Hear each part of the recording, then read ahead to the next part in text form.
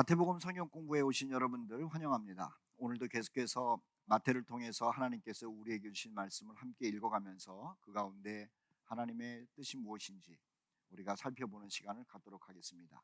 기쁘고 즐겁고 또 은혜롭고 깨달아지는 시간 되기를 바랍니다. 우리 잠깐 기도하고 말씀을 나누도록 하죠. 사랑과 은혜가 풍성하신 하나님 아버지, 우리가 주의 은혜로 구원받아서 하나님의 백성으로 사는 가운데 주님의 말씀을 받게 하심을 감사를 드립니다. 신약성경 맨 처음에 기록된 마태복음을 우리가 읽고 또 공부하는 가운데 있사오니 깨달음을 주시고 기쁨을 주시고 또 이 말씀을 배우는 가운데 우리의 신앙이 굳건해질 수 있도록 축복하여 주시옵소서. 우리 구주 예수 그리스도의 이름으로 기도하옵나이다. 아멘. 마태복음은 마태가 썼다 말씀을 드렸습니다. 마태. 이 마태라고 하는 사람은 아버지가 알페오라고 그랬죠. 이 마태의 형제가 야고보입니다. 야고보는 열심당원이었고요. 열심당원으로서 독립운동을 한 사람입니다. 반면에 마태는 세리였었죠. 그의 원래 이름은 레위입니다. 이 세리는 죄인이었어요. 죄인.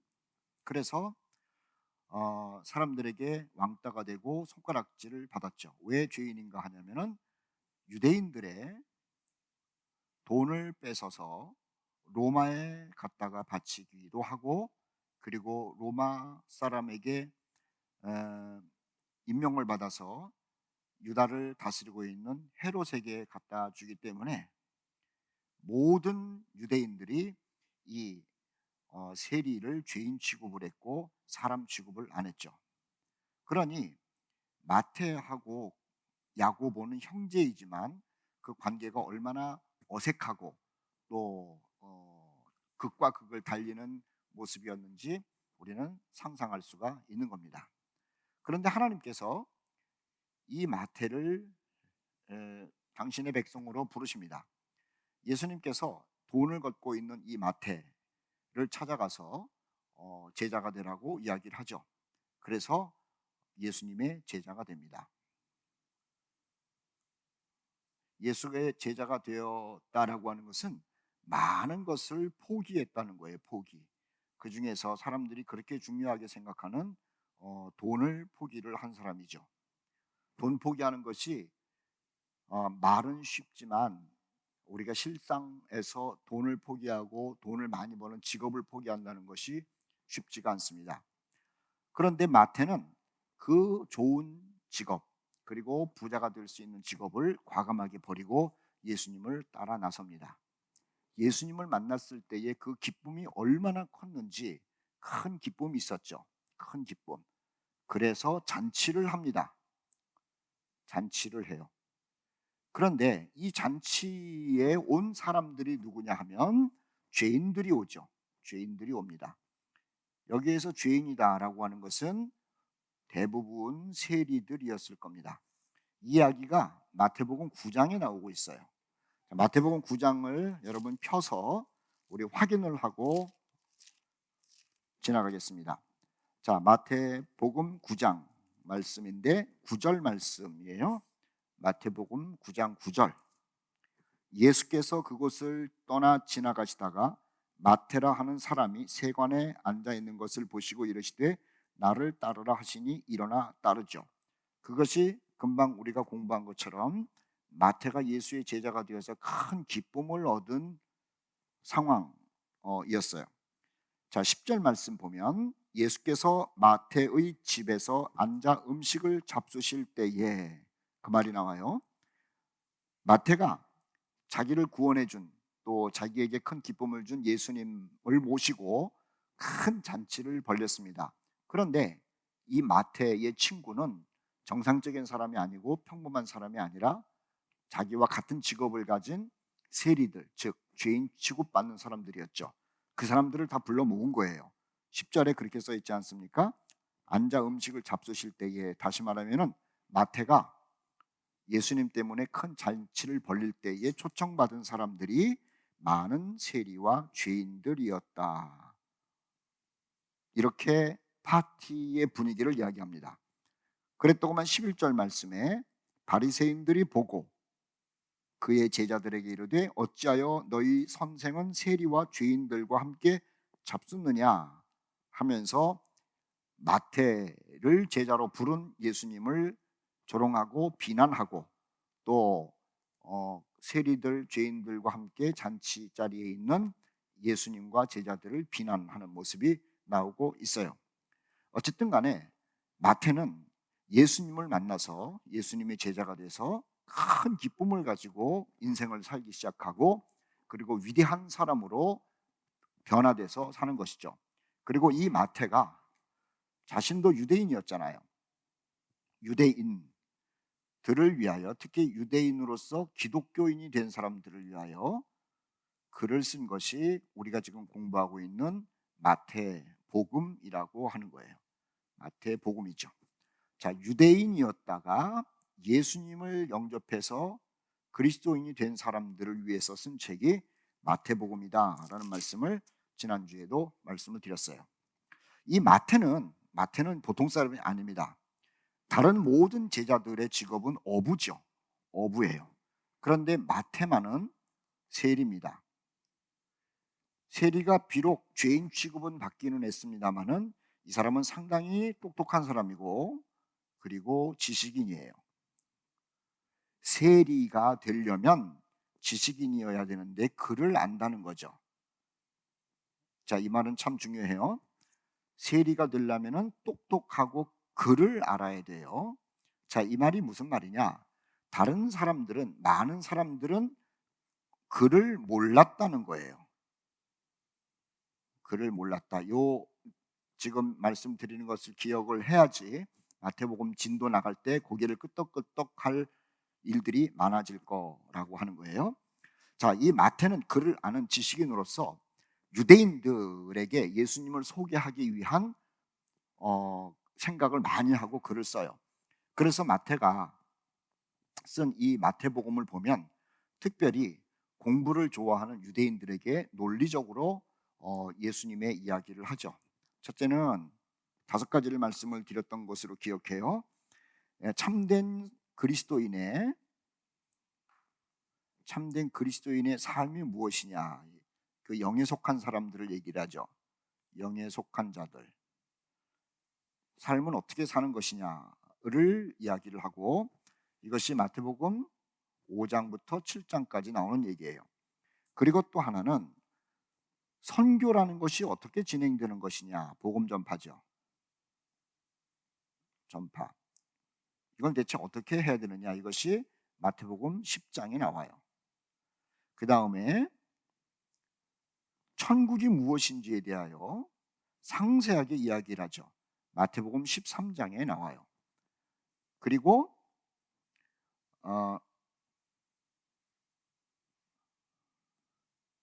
네 번째로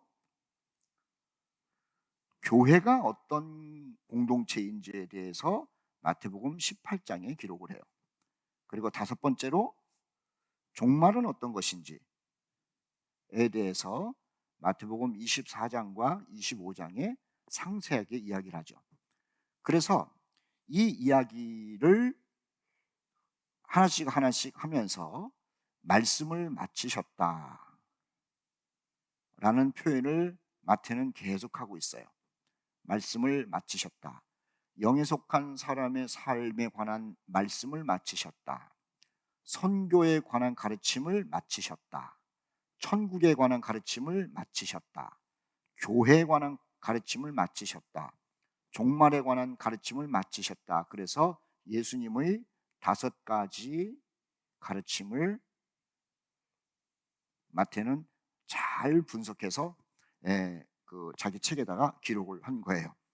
자, 이 공부를 지난주 했고, 오늘은 요거 조금 다른 차원의 마태복음에서 강조하는 내용을 여러분에게 말씀을 드릴 거예요. 마태의 7가지 주요 관심사가 있어요. 주요 관심사. 마태는 7가지 주요 관심사가 있어요. 첫째는 비전이에요. 비전. 마태의 비전은 남달라요. 마태의 비전. 그 예수님을 중심으로 해가지고 마태의 비전이 있어요. 마태의 비전.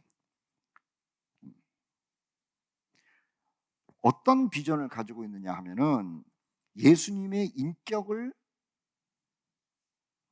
사람들에게 알려주는 비전이에요. 예수님이 어떤 인격을 가진 분인지에 대하여 알려주려고 무척이나 노력을 하죠.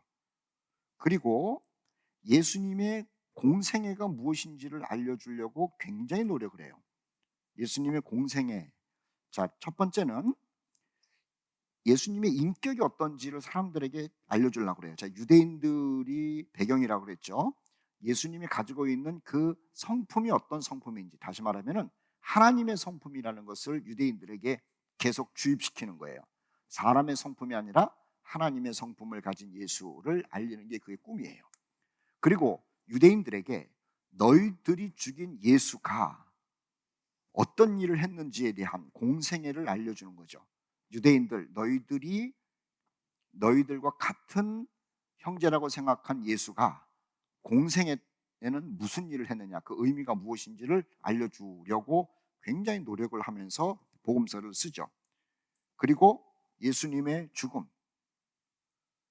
그리고 예수님의 부활의 의미를 알려주려고 애를 쓰고 애를 써요. 자, 두 번째 마태의 주요 관심사가 뭐냐 하면은 구약이 성취됐다라고 하는 것이 마태의 주요 관심사예요. 구약이 성취됐다. 그러니까 누가복음이나 마가복음이나 요한복음에는 그런 말이 없어요. 마태복음에만 나와요. 구약이 성취된 것이 예수님이다. 이게 굉장히 중요한 관심사예요.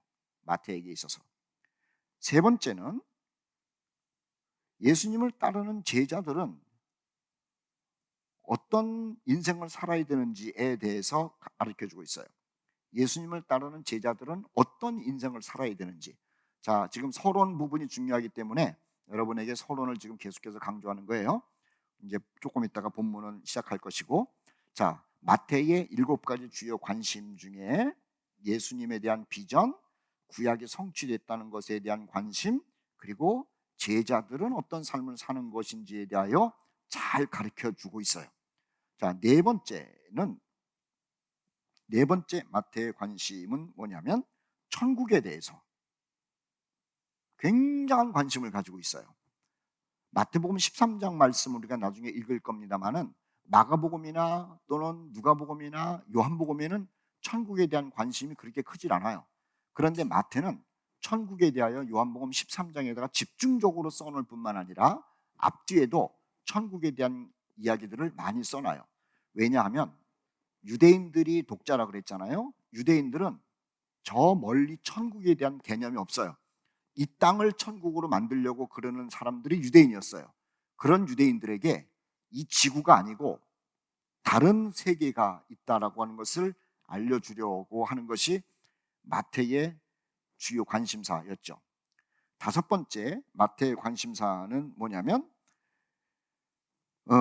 천국의 구성 요소, 천국 백성에 대해서 얘기를 해요. 천국 백성. 그러니까 하나님의 백성을 얘기를 하죠. 하나님의 백성. 하나님의 백성들은 누구고 어떻게 사는가? 그리고 하나님의 백성들의 미래는 무엇인가? 이런 것에 대해서 알려주고 있어요.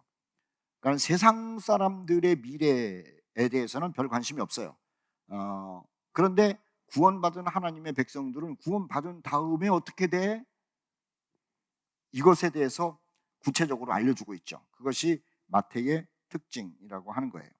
그리고 여섯 번째 마태가 가지고 있는 주요 관심은 뭐냐면은 종말이에요. 종말. 자, 이것도 성경에 그 24장, 25장이 나오는 건데 우리가 나중에 구체적으로 읽을 거예요. 굉장히 구체적으로 유대인들에게 알려주죠. 마지막 때는 어떻게 될 것이고 또 그럼 유대인들은 어떻게 될 것이고 이런 말을 쓰고 있어요. 그래서 유대인들이 이걸 읽으면서 내가 예수님을 영접하고 나서 구원받은 사람으로 미래가 어떻게 될 것이로구나, 그리고 미래는 어떻게 오는 것이로구나 라는 것을 알고 신앙생활을 하도록 돕는 거죠. 마지막으로 마태의 주요 관심사가 있어요. 이것은 뭐냐면은 복음의 보편성이에요. 복음의 보편성이라고 하는 것은 유대인만이라는 게 아니에요. 유대인들의 고집스러운 게 뭐냐면은 우리는 선민이다라고 하는 의식이죠. 그런데 마태는 자기가 유대인임에도 불구하고 그걸 깨트리라고 하는 거예요. 유대인만 선민이 아니라 하나님은 모든 사람의 하나님이고 모든 사람을 사랑한다라고 하는 복음의 보편성을 알려주고요. 모든 이의 하나님, 모든 일을 위한 복음, 이것을 유대인들에게 알려줘요. 자, 이게 굉장히 중요해요. 유대인들의 특징이 뭐냐면 우리는 선민이다, 우리는 하나님의 특별한 존재다, 이렇게 생각을 하는데 예수를 믿은 유대인들에게 그 생각을 버려라. 하나님은 유대인의 하나님이시기도 하고 이방인의 하나님이시기도 하다. 유대인들도 특별하지만은 이방인들도 특별하다라는 이야기를 유대인들에게 알려주는 거예요. 깨라는 거예요. 깨라는 것. 유대인인 마태 입장에서 유대인을 더 특별하게 보여줄 것 같은데 그게 아니고 유대인의 입장에서 유대인의 특별성을 깨라고 하니까는 같은 유대인의 입장으로서 고개를 끄덕이게 되는 것이고 또 이 반론을 제기하지 못하게 되는 것이죠. 자, 마태가 가지고 있는 이 7가지 주요 관점을 가지고 우리는 마태복음을 읽어 갈 수 있도록 노력했으면 좋겠어요. 자, 이제 마태복음 본론으로 들어가겠습니다. 마태복음 1장부터 여러분 네모를 치실 준비를 하고, 자, 이 성경 공부할 때는 색연필과 볼펜 아주 중요하죠. 여러분 색연필 가운데 한 색깔을 골라가지고 1장 1절 말씀부터 16절까지 네모를 칩니다. 1장 1절부터 16절까지 네모를 칩니다. 네모를 치시고요. 그 다음에 1장 17절 말씀은 다른 색깔을 가지고 네모를 쳐주세요. 네모를 쳐주세요. 1절부터 16절까지 이렇게 네모를 치셨을 거예요. 그리고 다른 색깔로 17절을 네모를 치셨죠. 자, 그 다음에 또 따라하세요. 1장 1절 말씀만 또 네모를 치세요. 1장 1절. 그리고 2절 말씀부터 6절까지, 그리고 11절까지 또 그 안에 다른 색깔로 네모를 치세요. 2절부터 6절까지는 또 다른 색깔로, 그리고 6절부터 11절까지 다른 색깔로, 또 11절부터 16절까지 다른 색깔로 네모를 치세요. 울긋불긋 할 겁니다. 울긋불긋 할 거예요. 울긋불긋 할 거예요. 자, 1장 1절 말씀 읽겠습니다. 아브라함과 다윗의 자손 예수 그리스도의 세계라. 옛날 성경이 세계라고 써 있는 거죠. 지금은 계보다 이렇게 써 있어요. 아브라함과 다윗의 자손 예수 그리스도의 계보다. 자, 여러분에게 고차원적인 이야기를 하나 알려드리겠습니다. 창세기에 보면은 10가지 노아의 이야기다, 아브라함의 이야기다, 야곱의 이야기다, 그래가지고 10가지 이야기가 나와요. 요 얘기를 족보다 이렇게 나와요. 족보. 그래서 유대인은 책을 읽을 때 한 가지 이야기, 한 가지 이야기, 한 가지 이야기. 자, 이제 그렇게 얘기를 하는 거예요. 한 가지 이야기, 한 가지. 이걸 족보라고 그래요. 족보. 이야기다. 그래서 아브라함과 다윗의 자손 예수 그리스도의 족보에 대해서 이야기하겠다, 이렇게 얘기를 하는 거예요. 족보에 대해서 이야기를 하겠다. 자, 거기 아브라함 동그라미 놓으시고, 아브라함에게 하나님께서 약속하신 게 있어요. 그게 뭐냐면은 창세기 12장 1절부터 3절까지 나오는 이야기예요. 창세기 12장 1절부터 3절까지. 자, 성경을 피시죠. 창세기 12장 1절부터 3절까지 무슨 이야기가 써 있는지 한번 봐요. 창세기 12장 1절부터 12장 1절부터 3절까지 중요한 겁니다. 다 피세요. 피셨죠? 여호와께서 아브라함에게 이르시되 너는 너의 고향 친척과 아버지의 집을 떠나 내가 네게 보여줄 땅으로 가라. 내가 너로 큰 민족을 이루고 네게 복을 주어 내 이름을 창대하게 하리니 너는 복이 될지라. 자, 아브라함의 가계가 복이라는 거예요. 복. 다른 사람에게 영향력을 끼친다는 거죠. 너를 축복하는 자에게는 내가 복을 내리고 너를 저주하는 자에게는 내가 저주할 것이다. 자, 그 복덩어리인 아브라함의 가문에 참 복 있는 가문이야 라고 하면 그 사람이 복을 받고, 저 아브라함의 가문 저건 아주 그냥 이 썩어질 가문이야 저주하면 그 사람이 저주를 받는데요. 자, 아브라함의 후손 가운데 예수가 있어요. 예수님을 축복하면 그 사람이 축복받는 것이고 예수를 저주하면 그 사람은 저주받는다. 그 말로 해석하면 맞죠. 그래서 창세기 12장 3절 끝에 땅의 모든 족속이 너로 말미암아 복을 얻을 것이다 이렇게 이야기를 해요. 그러니까 실질적으로는 아브라함이 받은 복 그리고 받을 복이 땅에 있는 물질적 개념이 아니라고 하는 거죠. 아브라함과 그의 후손이 줄 복이라고 하는 것은 영적인 복을 얘기를 해요. 구원의 복을 얘기를 해죠. 아브라함을 통해서 그의 가문을 통해서 구원의 복, 영생의 복을 얻을 것을 얘기를 해요. 자, 또 한 사람이 나오는데 다윗에 관한 이야기가 나오죠. 다윗, 그 동그라미 놓으시고 사무엘하 7장 16절 써놓으시면 좋아요. 그것도 한번 펴보도록 합시다. 사무엘하 7장 16절. 사무엘하 7장 16절.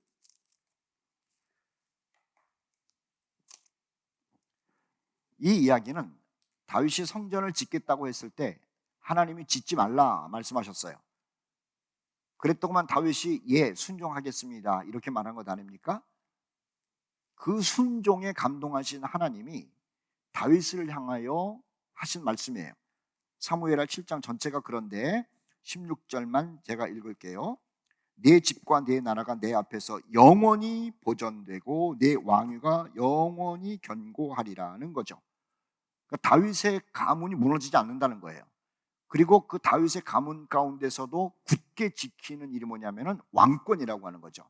자, 이것은 예수님을 상징하는 거예요. 다윗의 후손이 계속되는데 후손 중에 메시아 왕이 계속해서 그 왕이 나타날 것이다라고 하는 것을 지금 예언한 말씀이에요. 이스라엘 사람들은 유대 사람들은 이 아브라함이 복덩이가 되고 그리고 다윗이 가계를 계속 이어가면서 왕위를 유지할 것이라는 것에 대한 해석으로 이게 바로 메시아다라는 생각을 한 거예요. 메시아, 구원자, 그리스도죠. 그리스도. 자, 다시 마태복음으로 갑니다. 마태복음. 아브라함과 다윗의 자손 예수 그리스도의 계보를 얘기를 합니다. 우리가 아까 네모를 칠 때에 2절부터 6절까지 네모를 쳤을 거예요. 2절부터 6절 읽을 테니까는 보세요. 아브라함이 이삭을 낳고 이삭은 야곱을 낳고 야곱은 유다와 그의 형제들을 낳고 유다는 동그라미 다말을 낳습니다. 다말에게서입니다. 일부러 써놓은 거예요. 다말에게서 베레스와 세라를 낳고 베레스는 헤스론을 낳고 헤스론은 람을 낳고 람은 아미나답을 낳고 아미나답은 나손을 낳고 나손은 살몬을 낳고 살몬은 보아스를 낳고 그러지 않고 거기다가 라합이라고 하는 여자를 집어넣네요. 동그라미 넣으세요.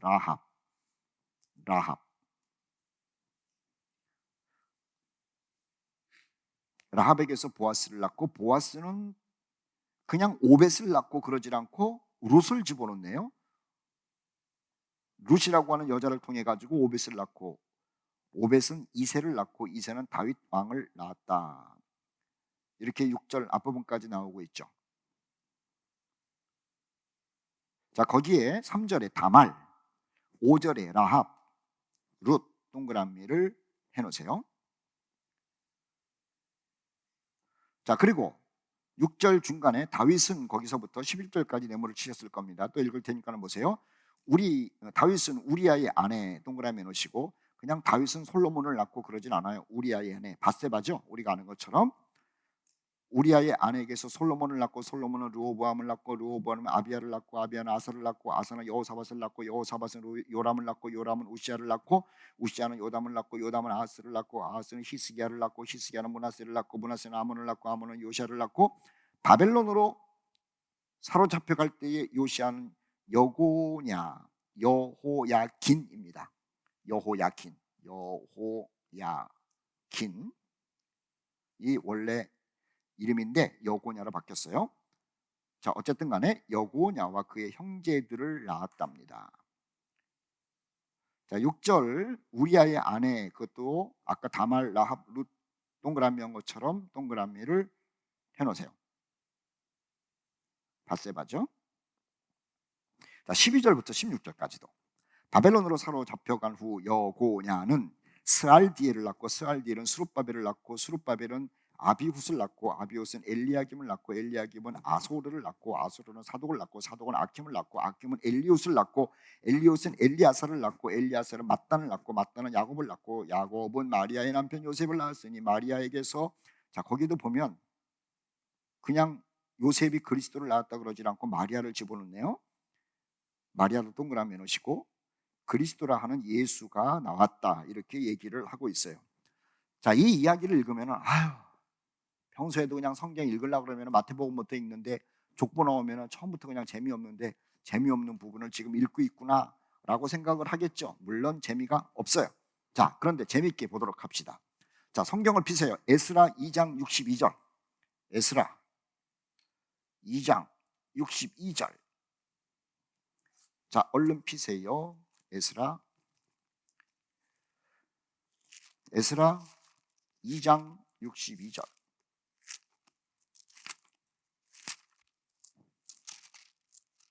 여러분이 가지고 있는 성경 713페이지 713페이지.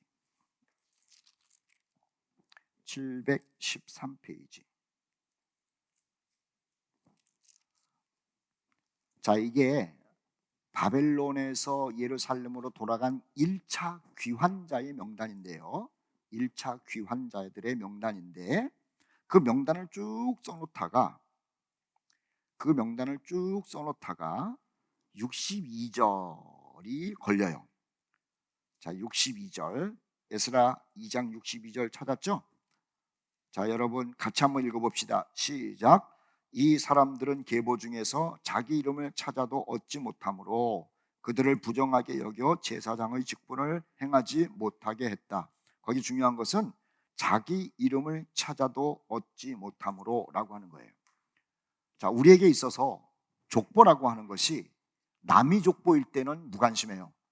저는 뭐 족보가 뭐가 그렇게 중요하다고 족보 얘기를 하는가라고 이야기를 하지만은 내 족보일 경우에는 달라요. 거기에 내 이름이 없으면 큰일 나요. 다시 마태복음으로 가요. 마태복음. 유대인들이 이 책을 읽을 때 제일 관심 갖는 부분이 어디냐면 마태복음 1장이겠죠. 이 족보가 맞냐 틀리냐에 대한 관심이에요. 우리가 교회에서도 헌금을 하잖아요. 헌금을 할 때 다음 주 주보에 나와요. 감사헌금, 11조, 건축헌금, 또 뭐 선교헌금, 이런 것들을 하나님께 드리고 나면 주보에 이름을 쓰는데, 거기에 자기 이름이 빠지면 괜찮아 그러는 사람 별로 없어요. 왜 빠졌지? 내 헌금 봉투가 다른 데로 갔나? 아니면 재정부에서 올리질 않았나? 주보를 만드는 사람이 빼뜨렸나? 별 생각을 다 하는 거예요. 자기 이름이라고 하는 게 그렇게 중요한 거예요. 주보 하나에 내 이름이 들어가느냐 안 들어가느냐가 그렇게 중요하다면, 지금 유대인들에게 마태복음 첫 장에 나오는 족보는 얼마나 흥미거리이겠느냐라고 하는 생각해야 돼요.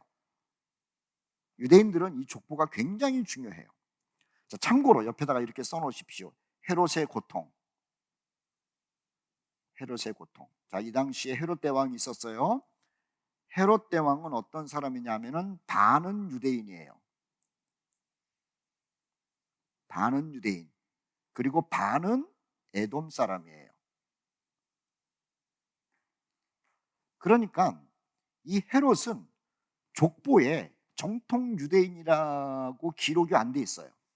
그래서 헤롯은 유대인들로부터 아주 몹쓸 사람, 그리고 유대인들에게 인정 못 받는 사람이 된 거죠.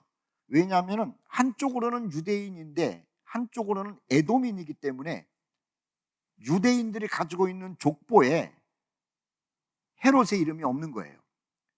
그래서 헤롯은 고통스러운 거예요. 자기가 분봉왕으로 유대를 다스리고 있는데 족보에 그 이름이 있으면 유대인 앞에서 얼마나 떳떳하겠습니까?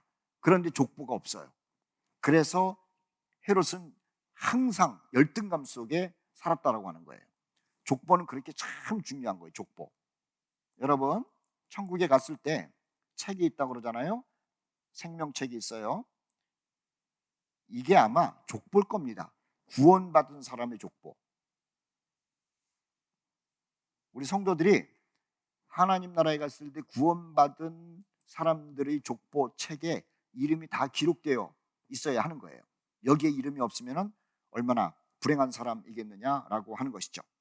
자, 그 다음에 17절 말씀을 봅시다. 그런즉 모든 대수가 아브라함부터 다윗까지 동그라미 놓으세요. 14대요. 다윗부터 바벨론으로 사로잡혀 갈 때까지 14대요. 바벨론으로 사로잡혀 간 후부터 그리스도까지 14대더라는 말씀이 기록되어 있어요. 14대, 14대, 14대.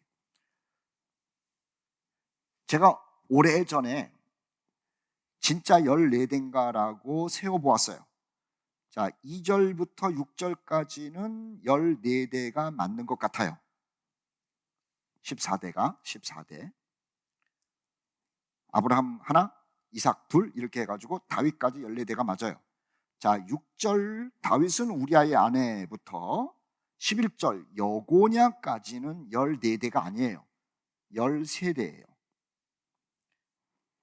다윗, 솔로몬, 르호보암 이렇게 세면 14대가 맞아요. 그런데 6절에 다윗 왕을 낳으니라 다윗은 중복이 되죠. 그러니까 다윗이 두 번 들어가니까는 6절 말씀부터 11절까지는 14대가 아니라 정확하게 13대가 맞아요. 그리고 12절 말씀부터 16절 예수까지는 또 14대가 맞아요. 자, 그러면 17절에 나오는 14대요, 14대요, 14대요 라고 하는 것은 약간 오류가 있는 것으로 확인된 거죠. 두 번째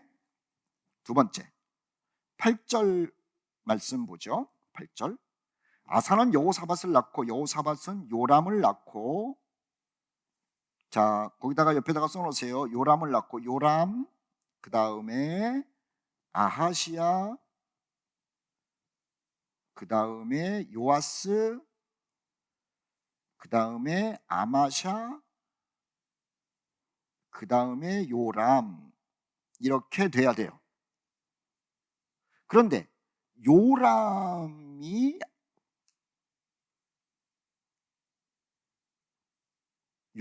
우시야, 죄송합니다. 우시야까지, 저기 우시야, 요람이 아니라 우시야 쭉 건너뛴 거예요. 누구를? 아하시야, 요아스, 아마샤를 건너뛰어요. 이거 참 괴롭죠?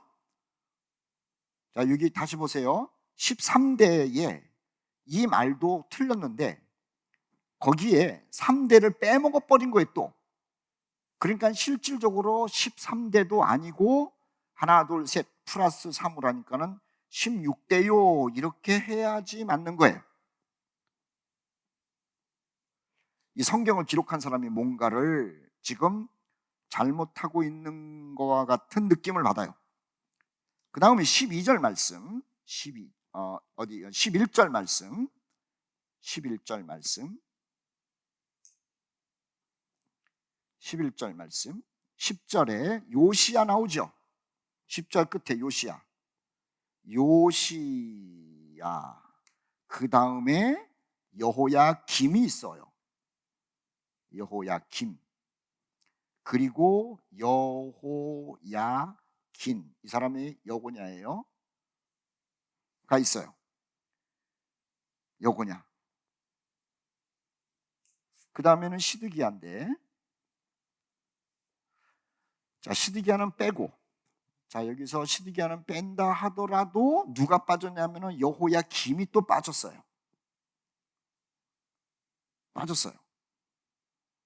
그러니까는 우리가 성경을 연구하다 보면은 보세요. 13대도 아니고 사실은 14대라고 써야 되는데 그렇게 쓰면 또 안 되는 것이고, 왜냐하면 몇 사람이 빠졌으니까 16대 1터인데, 그리고 11절 말씀 거기 보면은 여고냐 요시야 다음에 여호야김이 빠진 것을 보니까는 이거는 또 16대가 아니라 17대로 가야 되는 게 아닌가라는 생각을 하게 되고, 복잡해요.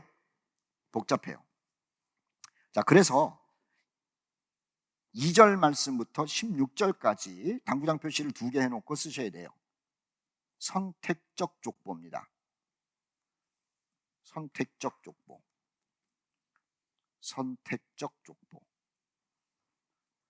중요한 얘기예요. 선택적 족보라는 거예요. 의도가 있어요. 의도.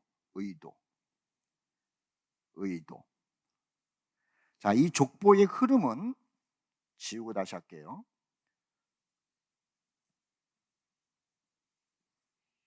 이 족보의 흐름은 아브라함부터 예수까지 잘 흘러왔어요. 그러니까는 아브라함, 이삭, 야곱 쭉쭉쭉쭉쭉 예수까지 흘러온 것에 대해서 잘못됐다는 건 없어요. 그런데 여기서 이렇게 이름들을 나열을 할 때 금방 말씀드렸죠? 선택을 했다는 거예요. 선택을 해요. 그리고 이 선택을 한 다음에 세 개로 나누죠. 17절 말씀에 14대 이렇게 얘기를 해요. 14 굉장히 중요한 거예요. 14. 자, 14라는 건 뭐냐면은 DWD예요. 점점 이상한 얘기를 합니다. DWD. 다윗이라고 하는 이름은 히브리 말로 달렛, 와우, 달렛이라는 말이에요. 여러분 잘 모르죠? 히브리 말이 그래요. 달렛, 와우, 달렛. 그래서 DWD. 히브리 말에는 암호가 있어요. 숫자가 있어요. 하나. 네. 자, 그 하나 숫자가 이 달렛이라고 하는 이거는 6을 얘기를 해요. 와우라고 하는 것은 4를 얘기를 해요. 죄송합니다. 요건 4를 얘기를 하고 와우는 6을 얘기를 해요. 그리고 달렛은 4를 얘기를 해요. 이게 14예요. 그래서 히브리 사람들은 14 그러면은 무슨 생각을 하냐면은 DWD 다윗을 생각하는 거예요. 다윗. 히브리 사람들에게 있어서 최고의 왕은 다윗이고, 그리고 다윗의 뿌리에서 메시아가 나온다 그러잖아요. 그러니까는 마태는 히브리 사람, 유대 사람들에게 다윗의 뿌리에서 예수가 나왔다라고 하는 것을 강조하기 위하여 일부러 14라고 하는 말을 쓴 거죠. 자, 17절을 다시 읽을게요. 아브라함부터 다윗까지 다윗을 기억해라. 다윗부터 바벨론으로 사로잡혀 갈 때까지 다윗을 기억해라. 바벨론으로부터 사로잡혀 간 이후부터 그리스도까지 다윗을 기억해라. 그 말이에요. 우리가 읽을 때는 그냥 14대 그것이 아니고 암호예요. 암호. 그래서 유대인으로서 기독교로 개종한 사람들은 14대요 이렇게 읽는 것이 아니고 다윗으로 읽는 거예요. 다시 마태복음 1장 1절. 아브라함과 믿음의 조상이죠. 다윗, 영광스러운 분이죠. 믿음의 조상, 영광스러운 분으로부터 온 그분이 바로 예수다. 우리가 늘 다윗, 다윗, 다윗 그러고 살지 않았습니까? 예루살렘 성도 다윗성이라고 그러잖아요. 시온성, 다윗성. 그러니까 유대인들에게 있어서 이 다윗이라고 하는 것은 그야말로 잊혀질 수 없는 이름이라고 하는 거예요. 그래서 17절 말씀에 14대라고 하는 것을 숫자로 보는 것이 아니고 아브라함부터 다윗까지도 다윗을 기억하고 다윗부터 포로로 잡혀갈 때까지도 다윗을 잊으면 안 된다. 포로에서 예수 그리스도까지도 다윗을 잊으면 안 된다라고 하는 의미로 14대, 14대, 14대라는 말을 썼다라고 하는 겁니다.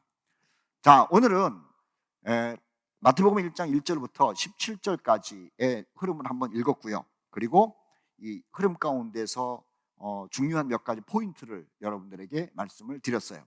다음 시간에는 1장 1절부터 17절까지 나오는 또 한 인물들의 이야기를 나누면서 그 가운데 숨겨진 비밀들을 캐보도록 하겠습니다. 다음 주에 만나겠습니다. 감사합니다.